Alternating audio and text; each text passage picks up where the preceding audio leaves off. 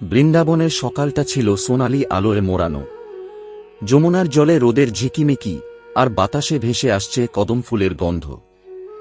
গোপালরা তখন মাঠে গরু চড়াতে ব্যস্ত। হাসি, খেলা, গান সব মিলিয়ে এক প্রাণবন্ত সকাল। তাদের মাঝখানে দাঁড়িয়ে আছে নীলবর্ণের এক যুবক, মুখে অমলিন হাসি, হাতে বাঁশি, তিনি শ্রীকৃষ্ণ। কৃষ্ণের বাঁশির সুর শুনলে গোটা বৃন্দাবন যেন থমকে যায়। গরুগুলো চারণ বন্ধ করে স্থির হয়ে শোনে। বনের পাখিরাও চুপ হয়ে যায় যেন সুরের ভক্তিতে। এমনই ছিল সেই সুরের জাদু। একদিন দুপুরবেলা কৃষ্ণ গাছতলায় বসে বাঁশি বাজাতে লাগলেন। তার চোখে নরম আলো, মুখে শান্ত হাসি। সেই সুর শুনে রাধা আর সখীরা ছুটে এলেন। রাধার মনে ঢেউ খেল, এই সুর যেন কেবল তার জন্যই। কিন্তু কৃষ্ণের চোখে যে ভালোবাসা, তা সকলের জন্য, প্রকৃতি, মানুষ, প্রাণী, সবাই সমান।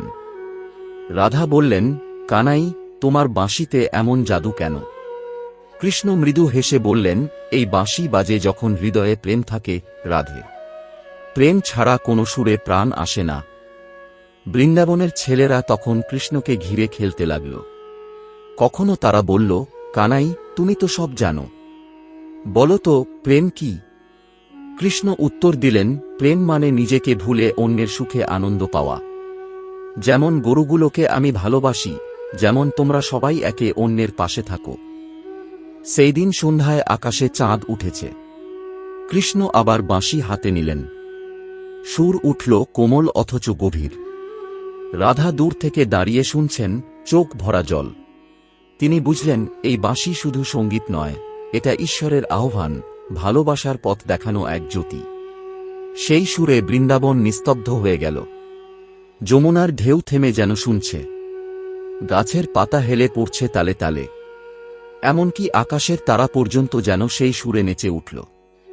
রাত বাড়ল। কৃষ্ণ ধীরে ধীরে বাঁশি নামালেন। তাঁর চোখে তখন করুণাময় আলো। তিনি জানতেন, মানুষ একদিন এই সুর ভুলে যাবে, কিন্তু প্রেমের শক্তি কখনো মরে না। যতদিন প্রেম থাকবে পৃথিবীতে, ততদিন সেই বাঁশির সুর বাজবে মানুষের হৃদয়ে।